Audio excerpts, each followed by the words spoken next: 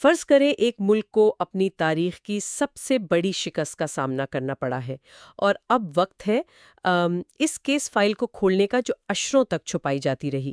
حمود الرحمان commission report. جی، حمور الرحمان commission report. آج ہم اسی فائل کے کچھ حصوں کو کھنگالیں گے اور ایک جاسوس کی طرح یوں سمجھے ان شواہد کو جوڑنے کی کوشش کریں گے کہ آخر 1971 میں پاکستان کے ساتھ جو ہوا وہ کیسے ہوا۔ اور دیکھیں، ہمارے پاس اس رپورٹ کی جو اقتباسات ہیں وہ ایک ایسی کہانی سناتے ہیں جو کسی ایک فوجی یا سیاسی غلطی کی نہیں بلکہ پورے نظام کے ٹوٹ کر بکھر جانے کی ہے۔ بالکل صحیح کہا آپ نے۔ یہ کسی ایک ولن کی کہانی نہیں ہے، یہ ایک قومی المیے کی اناٹمی ہے۔ اور اس رپورٹ کی سب سے خاص بات یہ ہے کہ یہ ریاست نے خود اپنی غلطیوں کا پوسٹ مارٹم کرنے کے لیے بنائی تھی۔ ہمارا مقصد یہاں کسی پر الزام لگانا نہیں، بلکہ اس رپورٹ کی روشنی میں غیر جانبداری سے یہ سمجھنا ہے کہ وہ کیا فیصلے تھے، وہ کون سی کمزوریاں تھیں جنہوں نے ملک کو دو ٹکڑے کر دیا۔ جی، یہ ایک مشکل لیکن بہت ضروری گفتگو ہے۔ تو چلیں شروع سے شروع کرتے ہیں۔ یہ کمیشن بنا ہی کیوں؟ دسمبر 1971 میں ڈھاکہ کی سقوط کے بعد ملک کا ماحول کیسا تھا؟ ظاہر ہے قوم صدمے میں ہوگی۔ صدمے سے کہیں زیادہ۔ ملک میں شدید غصہ اور بے یقینی تھی۔ اچھا۔ عوام سے لے کر فوج کے جونیئر افسران تک سب کے ذہن میں ایک ہی سوال تھا، یہ ہوا کیسے؟ ہم اپنی ہی جنگ کیسے ہار گئے؟ یہ کوئی معمولی شکست تو نہیں تھی۔ بالکل نہیں، یہ ہتھیار ڈالنے کی ذلت تھی۔ اسی عوامی اور فوجی دباؤ کے تحت نئی حکومت جو ذوالفقار علی بھٹو کی تھی نے یہ قدم اٹھایا۔ تو انہوں نے یہ کمیشن بنایا؟ جی، انہوں نے سپریم کورٹ کے چیف جسٹس حمود الرحمان کی سربراہی میں ایک کمیشن بنایا جس کا کام تھا سچائی کو سامنے لانا۔ اور اس کمیشن کا دائرہ کار کیا تھا؟ میرا مطلب ہے، کیا انہیں صرف فوجی شکست کی وجوہات تلاش کرنی تھی؟ نہیں، اس کا دائرہ کار بہت وسیع تھا۔ رپورٹ کے مطابق اس کے 3 بڑے مقاصد تھے۔ اچھا۔ پہلا، مشرقی پاکستان میں فوجی شکست کی وجوہات کا تعین کرنا۔ دوسرا، جنگ بندی اور ہتھیار ڈالنے کے ذمہ دار افراد کی نشاندہی کرنا۔ اور تیسرا، جو شاید سب سے حساس تھا، فوج پر لگائے گئے مظالم کے الزامات کی تحقیقات کرنا۔ اوہ، یہ تو بہت بڑا اور کافی خطرناک کام تھا، خاص طور پہ اس وقت۔ جی، جب زخم بالکل تازہ تھے۔ تو چلیں اس کیس فائل کا پہلا باب کھولتے ہیں، فوجی ناکامی۔ جی، رپورٹ کے اقتباسات پڑھ کر تو جو پہلا تاثر ملتا ہے وہ یہ ہے کہ یہ کوئی منصوبہ بند جنگ نہیں لگتی، بلکہ افراتفری کا عالم تھا۔ افراتفری سے بھی بڑھ کر آپ اسے اسٹریٹجک دیوالیاپن کہہ سکتی ہیں۔ اسٹریٹجک دیوالیاپن؟ جی، رپورٹ میں جو سب سے چونکا دینے والی بات سامنے آتی ہے وہ یہ ہے کہ فوجی قیادت کے پاس مشرقی پاکستان کے دفاع کا کوئی حقیقت پسندانہ منصوبہ تھا ہی نہیں۔ کیا مطلب کوئی منصوبہ ہی نہیں تھا؟ وہ اس مفروضے پر بیٹھے تھے کہ مشرقی پاکستان کا دفاع مغربی پاکستان سے کیا جائے گا۔ اچھا۔ جس کا مطلب تھا کہ اگر بھارت نے مشرق میں حملہ کیا تو ہم مغرب میں اتنا دباؤ ڈالیں گے کہ وہ پیچھے ہٹ جائے گا۔ یہ منصوبہ کاغذ پر بھی کمزور تھا اور حقیقت میں تو مکمل طور پر ناکام ثابت ہوا۔ بالکل۔ یہ تو ناقابل یقین ہے۔ یہ ایسا ہے جیسے آپ سمندر پار سفر کا منصوبہ بنائیں اور یہ چیک ہی نہ کریں کہ جہاز میں ایندھن کتنا ہے۔ بہترین مثال دی آپ نے۔ رپورٹ میں اس بات کا بھی ذکر ہے کہ مغربی پاکستان سے مشرقی پاکستان میں اضافی فوج یا سامان بھیجنے کا بھی کوئی پلان نہیں تھا، جبکہ سب کو معلوم تھا کہ بھارت فضائی اور بحری ناکہ بندی کرے گا۔ بالکل، اور معاملہ صرف اعلیٰ قیادت کی منصوبہ بندی تک محدود نہیں تھا۔ فیلڈ میں جو ہو رہا تھا وہ اس سے بھی زیادہ پریشان کن تھا۔ وہ کیا تھا؟ رپورٹ ایسٹرن کمانڈ کے سربراہ جنرل نیازی اور راولپنڈی میں بیٹھے GHQ یعنی فوج کے جنرل ہیڈ کوارٹرز، جی ان کے درمیان رابطے کے فقدان کی ایک خوفناک تصویر پیش کرتی ہے۔ جنگ کے آخری دنوں میں GHQ سے جنرل نیازی کو جو احکامات مل رہے تھے ان کا زمینی حقیقت سے کوئی تعلق ہی نہیں تھا۔ مطلب؟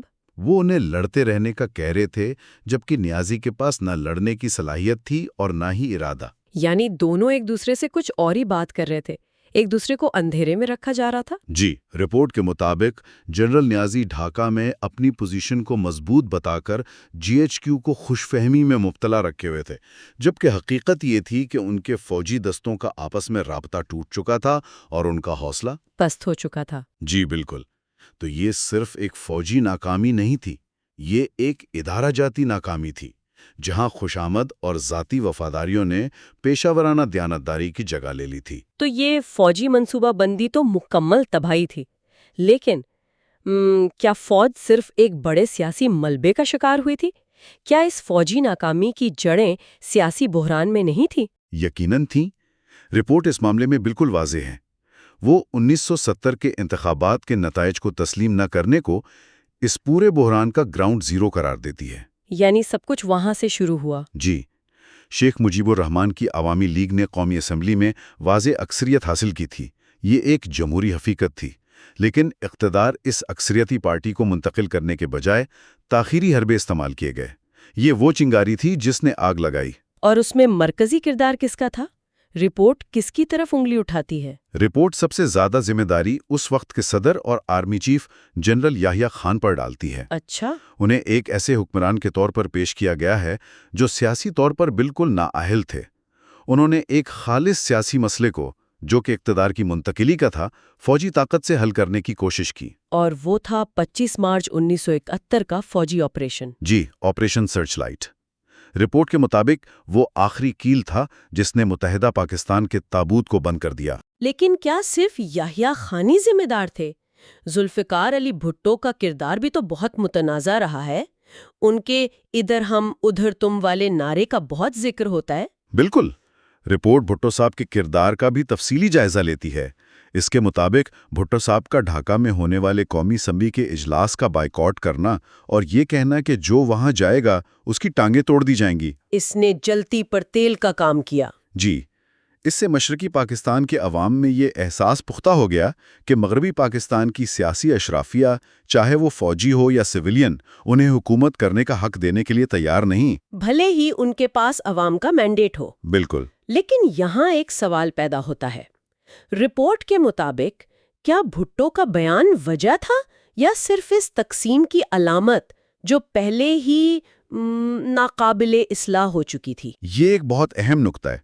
دیکھیں، رپورٹ کسی ایک شخص کو مکمل طور پر ولن قرار نہیں دیتی۔ اچھا۔ وہ یہ بتاتی ہے کہ یہ ایک پرفیکٹ سٹارم تھا جہاں کئی کرداروں نے مل کر حالات کو ناقابل واپسی موڑ پر پہنچا دیا۔ جیسے کہ یحییٰ خان کی ہیٹ دھرمی، بھٹو صاحب کے سیاسی داؤ پیچ، اور دوسری طرف شیخ مجیب الرحمان کا اپنے چمکات پر کسی بھی قسم کا سمجھوتا نہ کرنے کا رویہ۔ ان سب نے مل کر مذاکرات کے تمام دروازے بند کر دیے۔ اور جب سیاستدان ناکام ہوتے ہیں تو پھر بندوقیں بولنا شروع کر دیتی ہیں، اور یہی ہوا۔ اور جب بندوقیں بولنا شروع ہوئیں تو یہاں سے رپورٹ کا وہ حصہ شروع ہوتا ہے جو سب سے زیادہ تکلیف دہ اور تاریک ہے۔ فوج پر لگائے گئے سنگین الزامات۔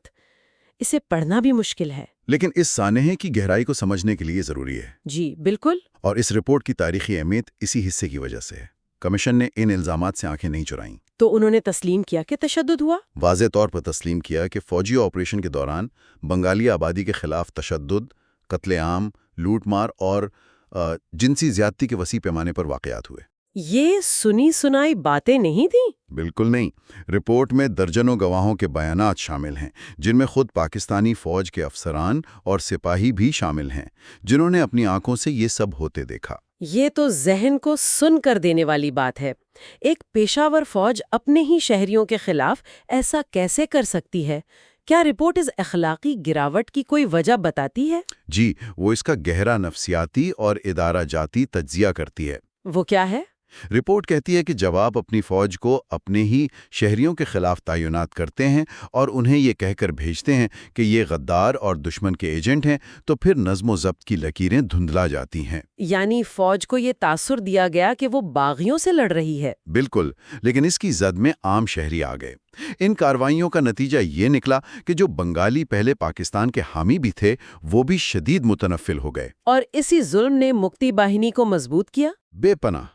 اس نے مکتی باہنی یعنی آزادی کے لیے لڑنے والی بنگالی گوریلا تنظیم کی حمایت میں بے پناہ اضافہ کیا، اور ہر گاؤں اور شہر میں انہیں پناہ ملنے لگی۔ تو کیا کمیشن نے صرف ان واقعات کی نشاندہی کی یا اس کا کوئی حل بھی تجویز کیا؟ نہیں، انہوں نے صرف نشاندہی نہیں کی بلکہ سخت ایکشن کی سفارش کی۔ کیسا ایکشن؟ کمیشن نے ان جرائم میں ملوث سینکڑوں فوجی افسران اور سپاہیوں کی فہرستیں تیار کیں۔ اور ان کے خلاف کورٹ مارشل یعنی فوجی عدالتوں میں مقدمات چلانے کی سفارش کی۔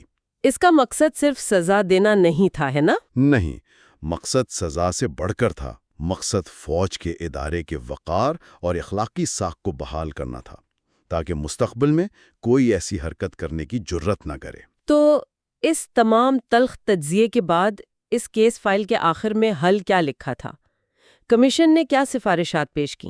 سفارشات اتنی دھماکہ خیز تھیں کہ شاید اسی لیے اس رپورٹ کو دفن کر دیا گیا۔ اچھا؟ سب سے بڑی اور جرت مندانہ سفارش یہ تھی کہ جنرل یحییٰ خان، ان کی chief of staff general Abdul Hamid Khan اور جنرل پیرزادہ سمیت ٹاپ فوجی قیادت پر قوم کے سامنے کھلی عدالت میں مقدمہ چلایا جائے۔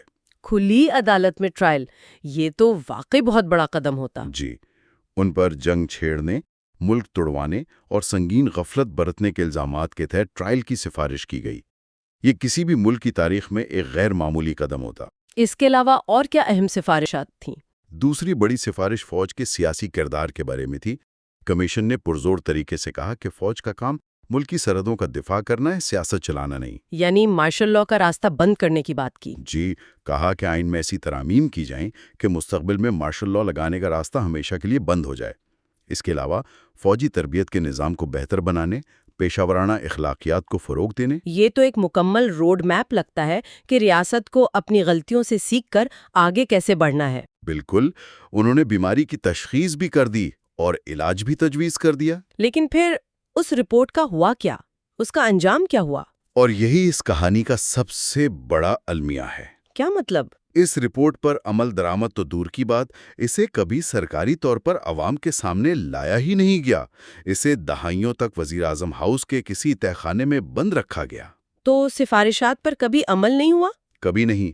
جن جنرلوں پر مقدمہ چلانے کی سفارش کی گئی تھی انہیں خاموشی سے ریٹائر کر دیا گیا۔ یہ رپورٹ خود ایک قومی راز بن گئی جس کے بارے میں قیاس آرائیاں ہوتی رہیں۔ اور کچھ حصے لیک بھی ہوئے ہیں نا؟ جی، کچھ حصے بھارت میں اور بعد میں پاکستان میں لیک ہوئے، لیکن ریاست نے کبھی اسے مکمل طور پر تسلیم نہیں کیا۔ یہ اس بات کی سب سے بڑی علامت ہے کہ بحیثیت قوم سچ کا سامنا کرنا ہمارے لیے کتنا مشکل رہا ہے۔ تو آج ہم نے حمود الرحمن کمیشن رپورٹ کے اقتباسات کی مدد سے 1971 کے سانحے کی تہوں کو کھولنے کی کوشش کی۔ اس سے ایک بات تو بالکل صاف ہے، یہ سانحہ کسی ایک شخص، ایک فیصلے یا ایک وجہ کا نتیجہ نہیں تھا۔ نہیں، بالکل نہیں۔ یہ ایک ایسی زنجیر تھی جس کی ہر کڑی کمزور اور زنگ آلود تھی، فوجی نااہلی، سیاسی بصیرت کا فقدان اور اخلاقی گراوٹ، اور آخرکار وہ زنجیر ٹوٹ گئی۔ بالکل، اور آخر میں سامعین کے لیے ایک سوال چھوڑے جاتے ہیں جس کا جواب شاید ہم سب کو مل کر تلاش کرنا ہے۔ جی، جب کوئی قوم اپنی تاریخ کے سب سے تلخ باب کی اتنی ایماندارانہ تحقیقات کرتی ہے، رپورٹیں بناتی ہے، ذمہ داروں کا تعین کرتی ہے، لیکن پھر اس رپورٹ کو الماری میں بند کر کے بھول جاتی ہے، تو کیا تاریخ خود کو دہرانے پر مجبور نہیں ہو جاتی؟